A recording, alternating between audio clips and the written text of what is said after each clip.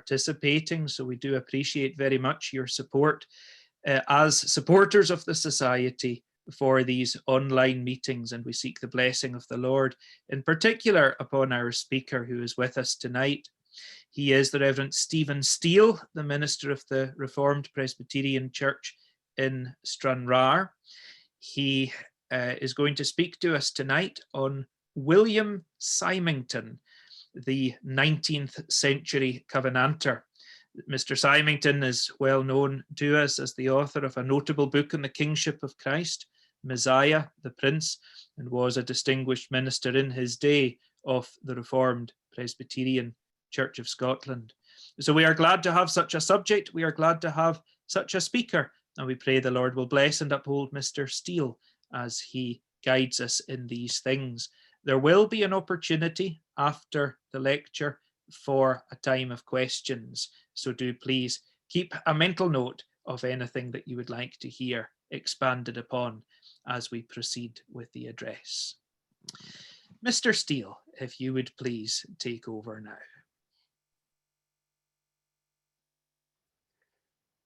Well, thank you, Alistair, for the welcome, and thank you to the Lewis branch of the Society for the original invitation to speak. I'm sorry that I can't be with you in person, but on the flip side, it's good that this format means we can have a wider audience for tonight's meeting. Just as we begin, I will just briefly share my screen and put up a picture of the man who we're going to be looking at tonight, William Symington, just to give you a picture in mind of him. The title there, 19th century Covenanter. And thank you indeed for that very apt title. I didn't pick the title, but I do think that it sums up the man that I'm going to speak about very well. William Symington was a 19th century Covenanter in probably three main ways. The first is genealogical. He was descended from the 17th century Covenanters. And by the 1950s, even as late as then, his family still literally had a Covenanter banner in their possession, perhaps one that had been carried at the Battle of Rullion Green in 1666. So even by the middle of the 20th century, they still spoke almost with reverence in hushed tones about the troublous times that their family had experienced firsthand 300 years ago. But then, secondly, a reason why he's a 19th century Covenanter is that looking at his life helps us to answer the question, where did the Covenanters go? Many people are familiar with the Covenanters in the 17th century, those who refused to accept government regulation of the church and met in fields and on mountains, often at the cost of their lives. But what happened to Covenanters after the 17th century?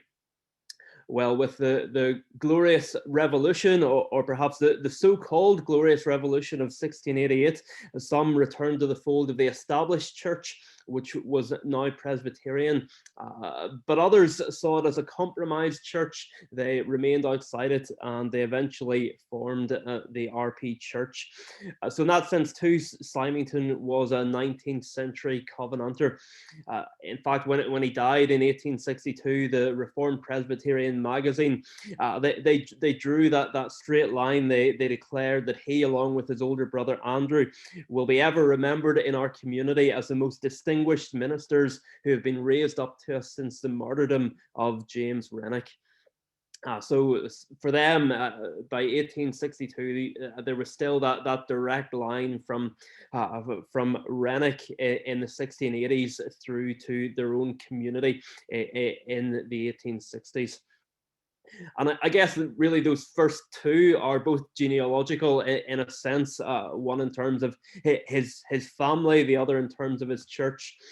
But then the third thing that makes him a 19th century Covenanter is his attempts to commemorate and apply the principles of the 17th century Covenanters in the 19th century. He did that firstly in terms of commemoration of the martyrs and their principles in talks that he gave, often at covenanting sites. One published address, which was delivered in the open air to 3,000 people in a graveyard in Dumfries, was entitled "The Character and Claims of the Scottish Martyrs." But as well as commemoration of them, his own ministry, and particularly the second half of it, let us see an attempt to apply covenanting principles to a booming 19th century city in the grip of the Industrial Revolution.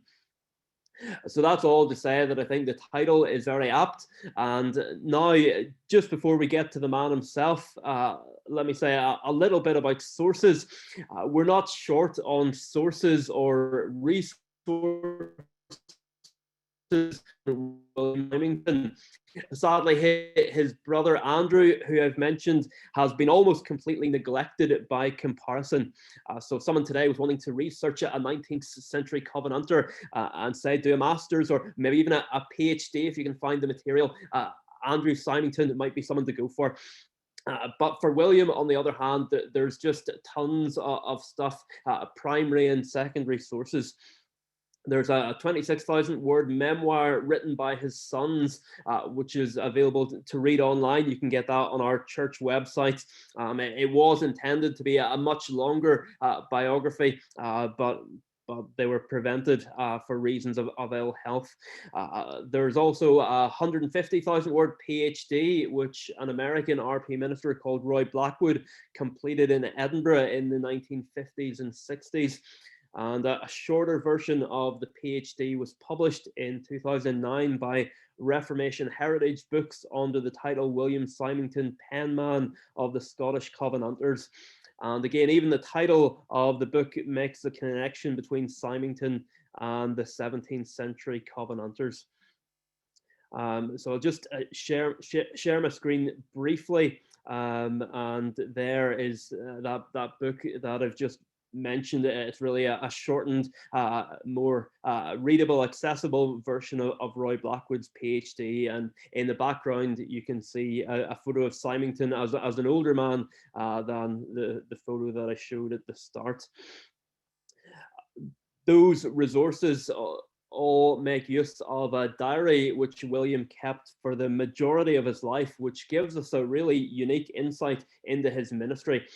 Some of it has been lost, some of the volumes of the diary, but most of it is preserved and it's held in New College Library in Edinburgh, along with some of his letters.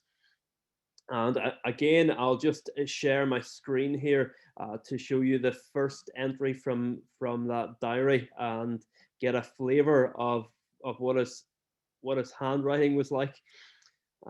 So here we go. That's the first entry that we have from, you can see the line at the top, if you can make it out. It says Stranraer, August 28th, 1819, just after he was ordained. His sons do make use of earlier versions or earlier parts of his journal, but they are lost to us. But that's his journal, a great resource. Again, another project for someone perhaps. There's over 800 pages there that could be transcribed, possibly published. But now to get to the man himself, or at least to his family, because we have a connection there from the time of persecution to the formation of the RP Synod, which was the highest court of the RP Church, and then to William himself and his ministry in the first half or so of the 19th century. Symingtons, as I've mentioned earlier, were among those Covenanters who suffered persecution in the 17th century.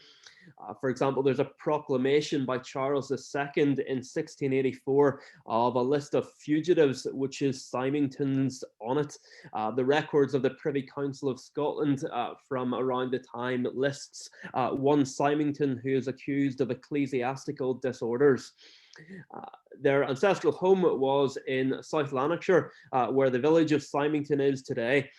Symington's father, William Sr., was born and brought up there in 1761 before becoming one of the thousands swept from farm to city by the Industrial Revolution. He ended up in Paisley, where he became one of the pillars of the newly formed Paisley Reformed Presbyterian congregation. The Covenanters, who remained outside what they had seen as a new established church in 1688, they had existed since then in a loose network of societies, with the first minister joining them in 1706 and the first presbytery being formed in 1743. And then a synod was formed in 1811 with William Sr., one of the elders present when it was constituted. William Jr. was born in 1795. After his schooling in Paisley, he began Glasgow University at the age of 15, and the most significant event of his conversion, which took place around the time that he turned 17. Years later, Symington said in his talk on the character and claims of the Scottish martyrs that the first of their principles, the first principle of the Scottish martyrs, was that salvation by the free sovereign grace of God through faith in the Lord Jesus Christ. And it would be wrong for me just to assume that everyone connected into this meeting tonight has experienced the saving power of God in their life. It's possible to commemorate the martyrs without sharing their faith. It's possible to be a martyr without ever having been born again.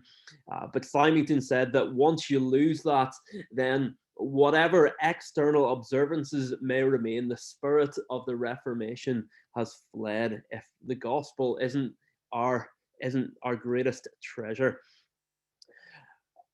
And his conversion, he traced to a communion season in the summer of 1812.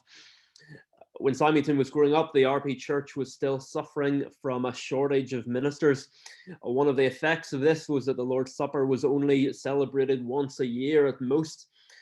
Writing in 1881, his sons note, looking back, they say at that time it was more of a great and solemn occasion than it is now. A number of different ministers would have taken part in the services, and crowds of people, often numbering thousands, would have travelled long distances to take part in the open air. And he wrote in his journal about that particular communion and the time that followed. He said, "My feelings and enjoyments at this period cannot be described, and often since, when contemplating my lethargy and indifference and sinful departure from God, have I recurred to this joyful season with the exclamation of Job in my heart, 'Oh, that I were in months past.'" And while there clearly was an emotional element to what happened to him that summer, he would have distinguished it from mere emotionalism. In fact, he writes elsewhere that as a schoolboy, he had something like what may be called a religious fit, where he and a classmate swapped their sinful amusements for reading the Bible. But it didn't last, and he says, "In a short time, our youthful resolutions and ardent hopes were as though they had not been." So he very clearly distinguished between something that was mere emotionalism and his conversion. Well, after 2 more years in Glasgow, he stayed on in the city, living with a family and tutoring their son for a year. It seems from a reference in a letter written to him in 1816 that he was considering emigrating to America, but nothing ever came of it. And at that time, he began his studies for the ministry. We don't know what led him to take that step, though his oldest brother, Andrew, was undoubtedly an influence. Andrew was 10 years his senior and already a minister himself at this point, and had become like a second father to William. His youngest brother, James, also completed ministry training, but died suddenly before he could receive a call to a congregation. At the time, training for ministry consisted in sitting through a term of lectures each autumn under the Reformed Presbyterian theology professor at Stirling.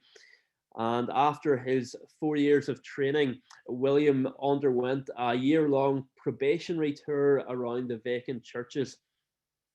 Scotland's railway network was still a couple of decades in the future, so the young Symington had to travel by pony. He called his trusty steed the Irishman, and the two of them travelled across the bounds of the church. At this time, the membership numbered over 10,000, not including children, and ministering to them involved travelling from Perthshire to Galloway and from Berwick to the Western Highlands. He proved to be a popular preacher from the beginning. There's no doubt that he was an impressive orator. His sons say that his manner of speaking was more cultivated and graceful than the people had been used to from the older ministers of the denomination.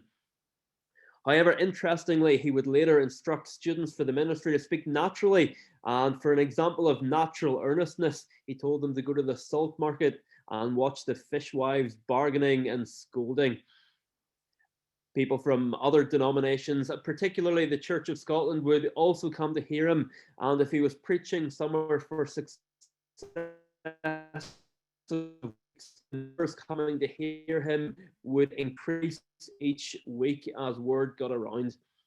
We see from his diary that that was the case when he first preached in Stranraer, coming for a month in January 1819. The congregation of Stranraer, my own congregation down in the southwest corner of Scotland, were keen to call him, but he'd also received a call from the Airdrie congregation. But he chose Stranraer, and that summer he made the move from Paisley to Stranraer via boat, a steamer named the Rob Roy. They called in at Greenock on the way down. He was ordained in the open air on the 18th of August 1819 in front of an immense crowd, estimated at between 4,000 and 5,000 people, which met in the burying ground beside the church. At that time, the population of Stranraer itself was only 2,500, with 33,000 in Wigtonshire as a whole. And even allowing for the tradition of people travelling long distances for ordinations and communions, it shows the extent of Reformed Presbyterian influence in the area. Another example of the Covenanting sympathies in the area is seen 8 years into his ministry when, according to the Dumfries Courier, 1,000 souls travelled through bogs for many a weary mile to hear him speak at the grave of the Covenanter martyr Alexander Lynn. And I'll just share my screen again to show you that the remote location of where that martyr's tomb is.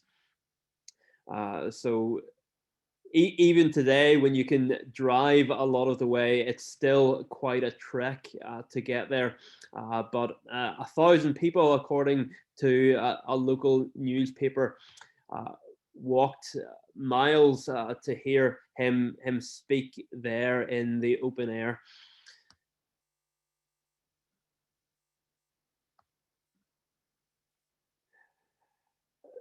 Then in 1831, when he spoke at St. Michael's Churchyard in Dumfries on the character and claims of the Scottish martyrs, the Dumfries and Galloway Courier reported that even though hundreds stayed away because of the dread of a wetting, there was still an audience of 3,000 people, with a further 1,500 having to be turned away due to lack of room. So perhaps we hear numbers like 4,000 or 5,000 at an ordination, and it sounds like an exaggeration. But if you put it alongside those other figures, 4,000 or 5,000 people at an ordination on a summer's day, isn't necessarily the exaggeration we might think it is. So a memorable day, I'm sure. But once the big event was over, he certainly had his work cut out for him. Local newspaper accounts of the day are filled with lurid details of child murder by unnatural mothers and deaths by drowning, starving, and drunken riot. After some time in Stranraer, we find Symington bemoaning the fact that he can't get people to give up card playing and parties on the Sabbath. And he was also concerned about the growing drinking culture. But even within the church-going population, he didn't find a ready audience. His sons tell us that evangelical religion was at a low ebb then in that locality.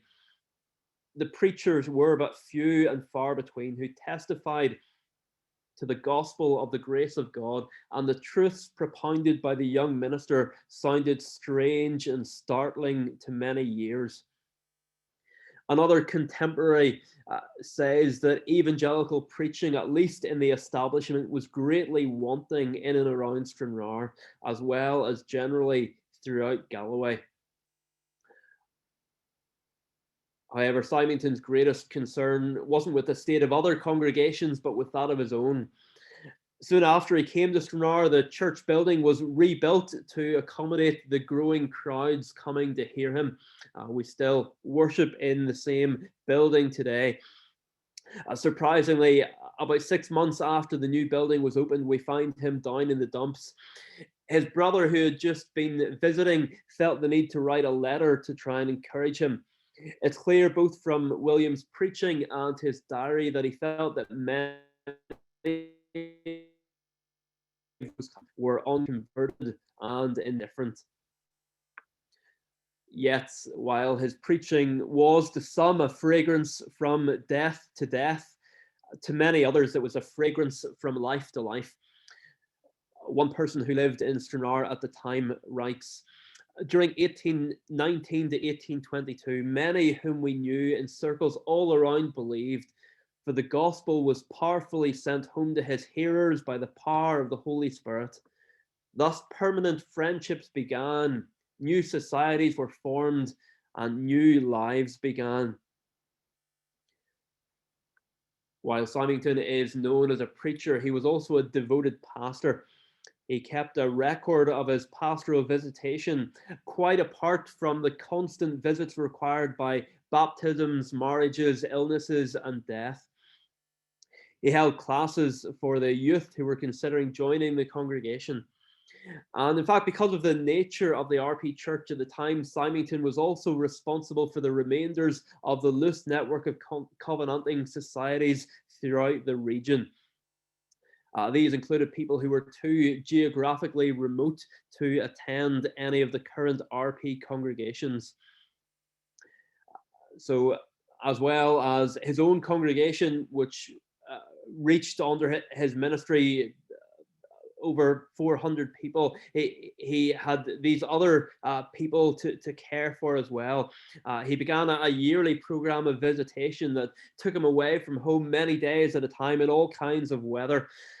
Following one long period of illness, he wrote to another minister, "My complaints I ascribed to cold and fatigue. The week before presbytery, I rode through bogs and moors, visiting in Upper Liswalt, and exposed to a keen east wind. The effects of this exertion I had not thrown off when I set off for Castle Douglas." The results of his visiting and preaching can be seen in new congregations and preaching stations established around this time in Whithorn, Gatehouse of Fleet, Kilbirnie, Sanquhar, Ettrick, along with 4 others in and around Dumfries. Some of it's exhausting just to read about. How did he achieve so much, we might wonder, humanly speaking, of course. Well, those closest to him, including his sons and also a son in the ministry, William Gould, attributed to his discipline, as they put it, to his love of system. They had no doubt that that's what enabled him to achieve so much. His weeks and even his days were very strictly planned out. Monday was devoted to visiting, Tuesday to reading and visiting, Wednesday to theological study and church history, a Thursday to the morning sermon, Friday to the afternoon sermon or lecture, and then he spent the Saturday committing the sermons to memory. And in fact, we can drill down even deeper into what each day looked like. In his first surviving journal entry, 10 days after his ordination, he writes, "I am now settled in the place where God has appointed me to labour. I have professed to dedicate my all to his service, and that I may the better employ my time and talents to his glory, I propose to myself the following plan, to which it shall be my study under grace as far as possible to adhere. And then the following bullet points. Rise at 6, read a portion of the scriptures, both in the Old and New Testament, pray and apply to study till breakfast. From 10 to 11, meditate on divine things and pray for myself, my congregation, and my intended partner in life. At the time he moved to Stranraer, he was engaged and was married shortly after. From 11 till 2, apply myself to the study of theology, relieving it with the languages and biblical criticism. From 2 to 3, receive visitors or make calls. After dinner, read works not immediately connected with theology, history, newspapers, magazines, and so on. After tea, resume studies or continue to read, or attend to any other concern as occasion may require or circumstances necessitate, and go early to bed if possible. And he concludes the entry, the above plan shall be as closely kept as circumstances will permit till I see cause to change it. Perhaps Monday may claim exemptions from strict adherence on account of bodily languor and in visiting the sick. May grace be imparted without which I can never act up to the above plan. Symington set high standards for himself and also for others. He once charged a young minister, be much in your study and be busy while you are there, for you must know that a man may trifle in his closet as well as anywhere else.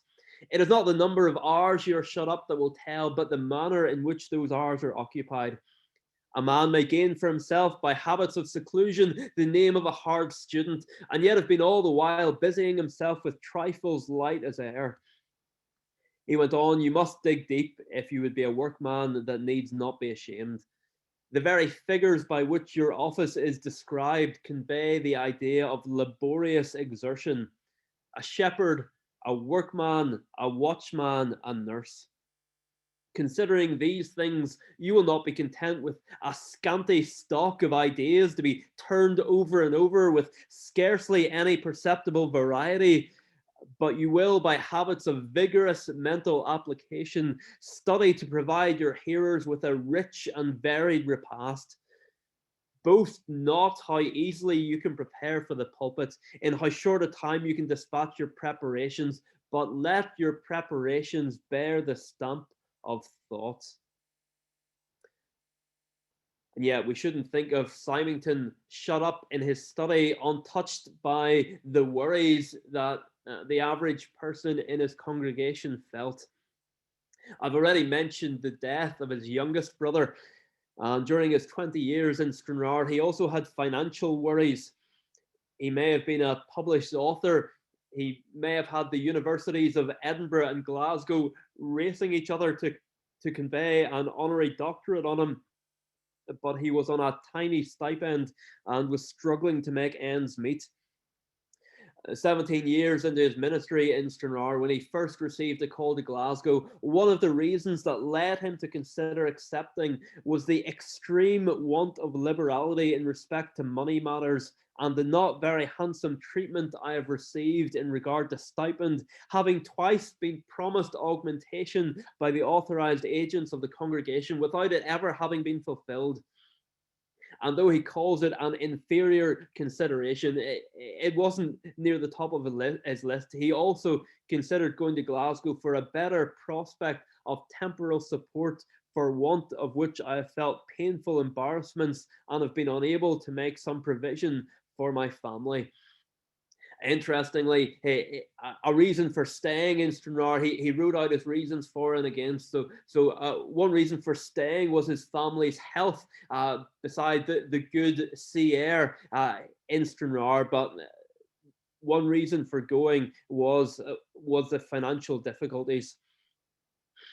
His family were also deeply affected by a typhus epidemic which hit Scotland in 1836. And I found it particularly poignant going back and reading about it in light of coronavirus. In the winter of 1836, William's older brother Andrew lost a son and daughter in the prime of youth to the disease. A few weeks later, the grave was reopened to receive the mother and one of her newborn twins. William travelled to Paisley to attend the funeral and stay and help his brother, but news reached him that the disease had reached his own manse. He hastened home to find 3 of his own children suffering from the same illness. On New Year's Day, 1837, he made the last entry in his diary for 3 months. Soon, all 6 of his children were suffering from the disease, and 3 weeks later, he contracted it himself. While it was initially assumed to be influenza, the true nature of the disease soon became clear.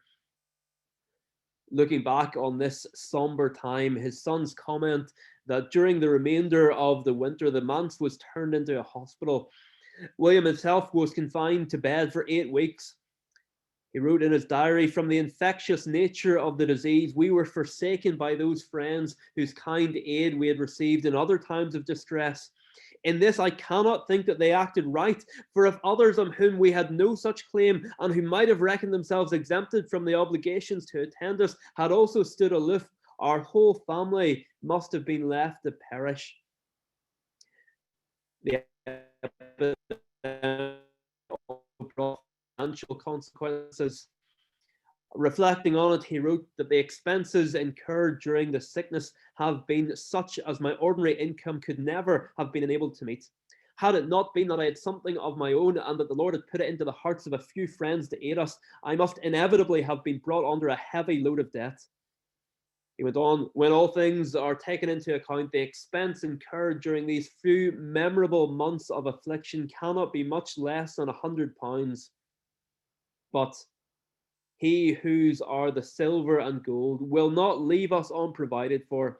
Indeed, we have already seen much reason to remark his goodness in this matter. We must not forget that his name is Jehovah Jireh." His recovery was hindered by news reaching him of the illness and then death of his younger brother Walter, also of typhus at the age of 33. The news was a particular blow, as William had no confidence that his brother was a believer. He wrote in his journal, "He has left a widow and 4 children for whom my heart bleeds." The illness also took the lives of a considerable number of people in the Stranraer congregation, and Symington lamented the fact that he had been unable to be with them on their deathbeds or visit their mourning families. In May 1837, he preached in his own congregation for the first time in 4 months. The church was very full, and the audience most attentive as he preached very significantly on Lamentations 3:22. "It is of the Lord's mercies that we are not consumed, because his compassions fail not."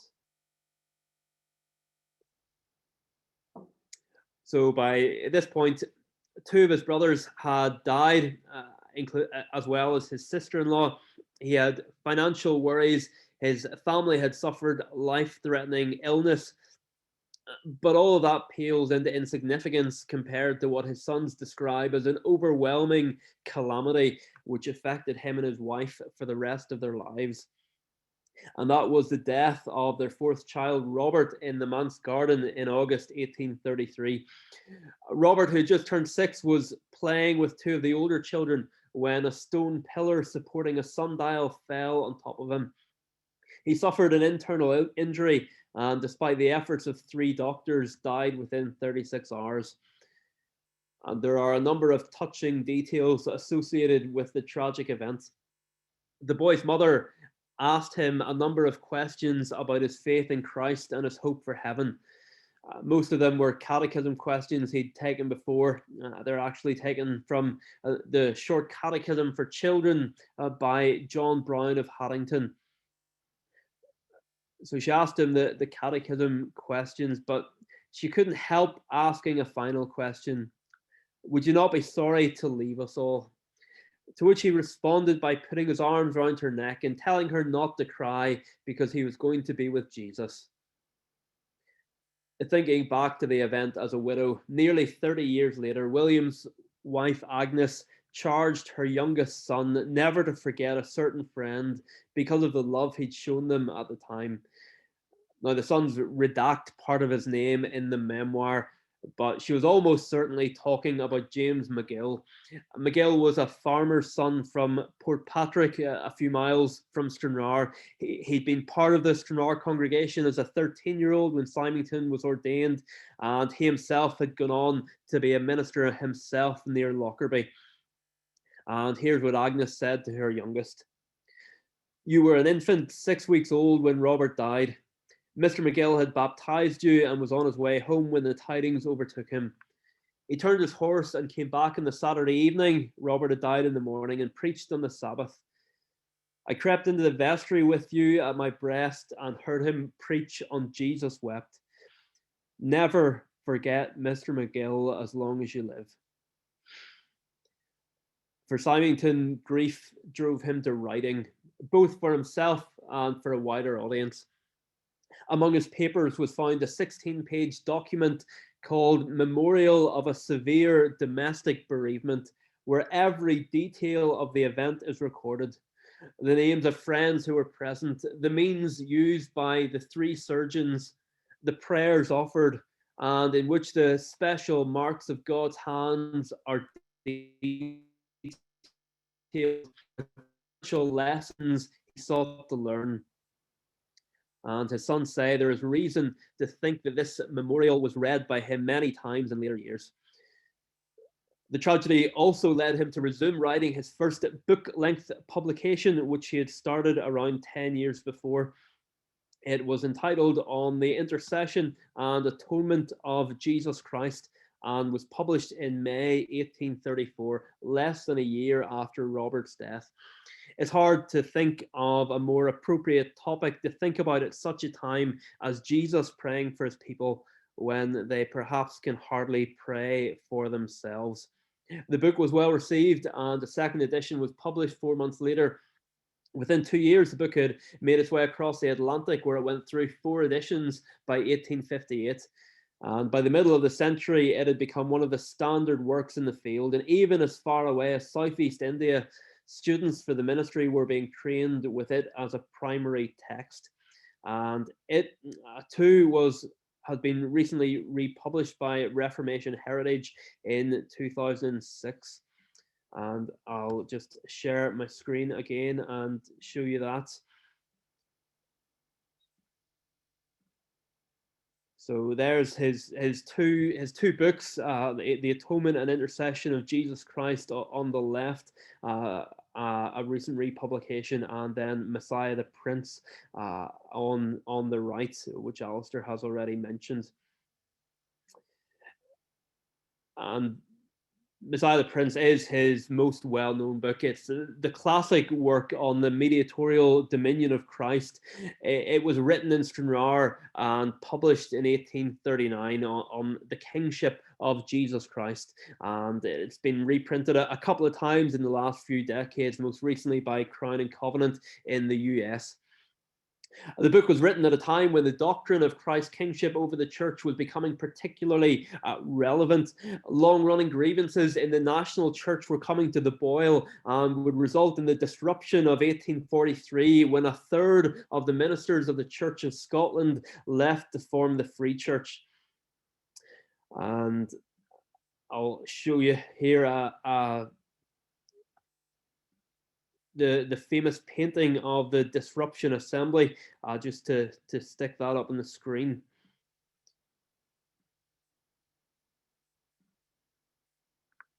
So the Disruption Assembly of the Free Church of Scotland in 1843, and the painting was done by photographs that were taken at the time, and then over the next 23 years or something, those photographs were turned into this picture.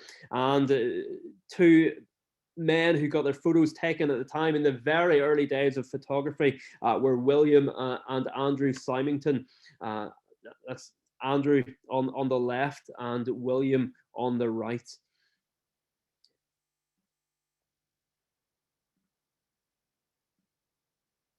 So as a significant time in Scotland, and a significant a very relevant time for the doctrine of Christ's kingship. Those who formed the Free Church in 1843 saw the debate as being about the crown rights of Jesus Christ. It was a phrase that was often used. So Symington's book about the kingship of Christ, published 4 years before the key event, was timely, to say the least. And there's no doubt that that book, written in Stranraer at such a key time, impacted some of those who would lead the new denomination out of the established church. And when the momentous day came, Symington was there to see it. He wrote in his journal, "Witnessed the disruption in the Church of Scotland, a splendid sight, worth living a century to behold." So very enthusiastic about the disruption. But when he was asked, well, if you're so enthusiastic, why don't you join the Free Church yourself? He quoted the exchange between the Apostle Paul and a Roman tribune in the book of Acts, where the tribune says, "With a great sum I obtained this freedom." But the apostle replies, "But I was freeborn." In other words, Symington was saying that he didn't need to join a church free from state interference because his church had been free of it from the start. And yet he was a man who maintained many warm friendships with those in other denominations, particularly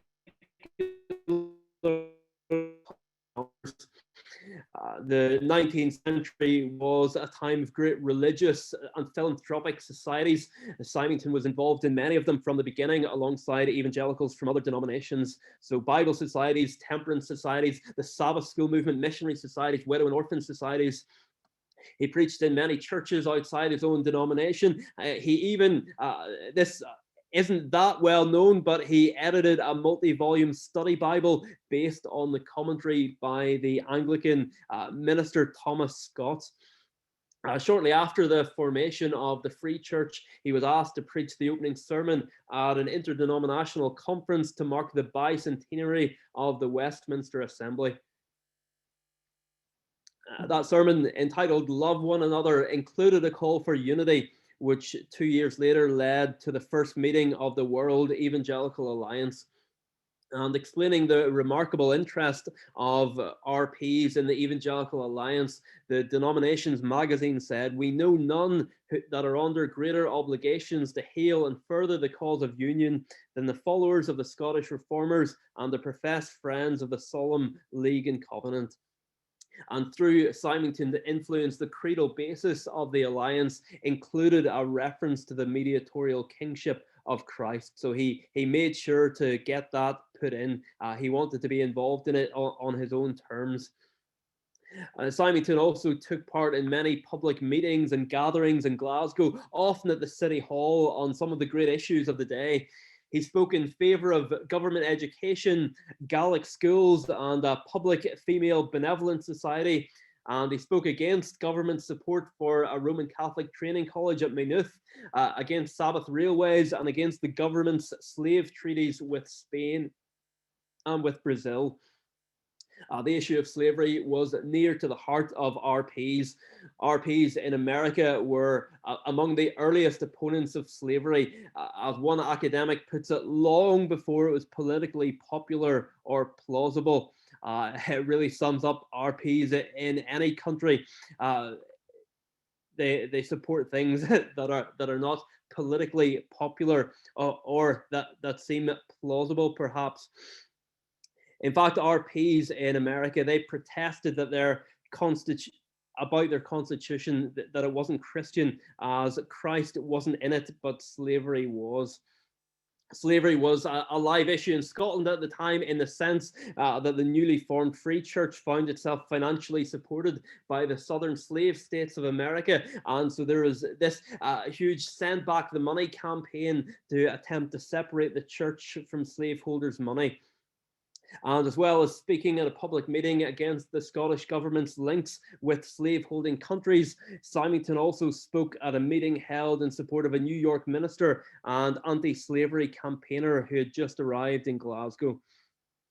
But his opposition to slavery was God-centered and not man-centered. He argued in a speech that all slavery is sinful. He said, "Man, I grant you, is property, but whose? The property of his maker and of his maker alone." and for man to claim property in man amounts to a sacrilegious invasion of the rights of deity, a daring robbery of heaven. Well, by this time, Symington was a minister in Glasgow in the Great Hamilton Street congregation after 20 years in Stranraer. He had received an earlier call from a different RP congregation in Glasgow, but it had been blocked by the synod, as the idea of a minister moving from one congregation to another congregation was basically unheard of. But the call to this other Glasgow congregation was eventually sustained after many meetings of synod, and he went. Now, few people in the history of the RP Church anywhere in the world have ever preached regularly to thousands, but William Symington was one of them. In a 23-year ministry in Glasgow from 1839 until his death in 1862, he preached weekly in a building that held 1,000 people. And his evening services in Great Hamilton Street proved so popular that he began a third service in the afternoon. About a year after moving to Glasgow, he wrote in his journal, "The crowd at evening lecture, most overwhelming, many hurt in getting in, hundreds not able to find admission, house filled in 5 minutes after door opened." That many of us have today. That was for a series on Daniel, which lasted 3 years. He then spent 3 years preaching on Joseph and then 5 years on Revelation. And a snapshot of what a typical service would have looked like is recorded in a contemporary book entitled Our Scottish Clergy, which included profiles of different ministers. And on a day in 1847, the author or one of the contributors to that book went to hear Symington preaching in Glasgow and wrote up his findings. And just to give you a quick glimpse of the book, there's the cover of the book on the left, Our Scottish Clergy, 52 ministers, and a picture of Symington there on the right. These are in his early years in Glasgow.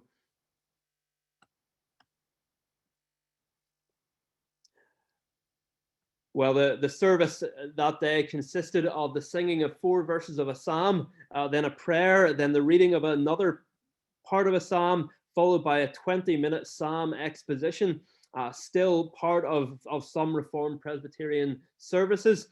And another short passage was then read before a 55-minute lecture, and the service was concluded with prayer, singing, and the benediction. After a short break, there was an afternoon service which consisted of singing, and this is a quote, "a prayer of much fervour and very great length, a reading and a sermon." The reviewer noted that the only thing remarkable in the public services of the RP Church is their exclusive use of the Psalms, paraphrases, and hymns, both being prohibited. Sadly, I don't have time to talk tonight anymore about Symington's preaching or his views on preaching, but if you're interested, I have recently written an article on William Symington on the Christian ministry. It was published in the most recent Reformed Theological Journal and is available to read online. It makes use of a 50-page pamphlet which consists of the charges he gave at the ordination of James McGill, the young minister brought up in his congregation. Again, that would be something that might be worth publishing. When Symington moved to Glasgow, the membership of the congregation was around about 300 and decreasing. However, at his first communion season in Glasgow, 65 names were added to the roll, and entries were made twice each year in the October and April communion seasons, and the number of new members added each time seldom fell below 40 in all the years that he was there. By 1853, he calculated that there had been over 1,500 admissions to membership during the 16 years he had been there up to that point. With the total membership now at 993, a daughter congregation was formed as the church building was no longer large enough to hold even the members and their families. Later the same year, we find him asking for the help of an assistant because despite all the deductions caused by emigration, despite the planting of a new congregation and death, there were still more than 900 people on the roll. Although the congregation was large, a sense of fellowship was kindled through society or fellowship meetings. And these weekly small group meetings had been part of the fabric of the RP Church from the very beginning. Detailed rules for how such meeting were to be conducted had been published by the denomination in 1782 and 1823. The Great Hamilton Street congregation had 24 such groups meeting regularly, at which, as one of Symington's elders tells us, a text or subject previously appointed was then discussed by all present. Symington's journal records his careful weekly visitation of these meetings, and in later years he assigned fellowship meetings as a subject for research and report by his students at the Theological Hall. During Symington's time, an objection was raised against an elder-elect who didn't consider these meetings necessary in the present age, and he was not ordained. There was also a well-defined system of pastoral visitation. Symington divided the entire congregation into geographical areas. An elder was assigned to each of the areas and given the responsibility of calling on all the members. And the records of these visitations were reviewed twice a year. There were decreases in memberships during the pastorates before and after Symington, but while he was minister, 3 new congregations were formed, and by the time of his death, the membership of the mother congregation was treble what it had been when he arrived. And on Symington's death, the synod noted, "We have reason to believe that not only did the congregation grow in numbers, but that many were by his instrumentality brought to the knowledge of the truth and savingly converted." Symington particularly invested in the young men in his congregation. 30 men who were either members of or connected with the congregation became ministers, including 2 professors of theology and 3 missionaries. One of those who became a professor in the RP Church and later the Free Church was William Binney. After Symington's death, he recalled, "I can never forget a parting visit I paid him in his study one day at the autumn of 1845. I was going off to spend a winter on the continent.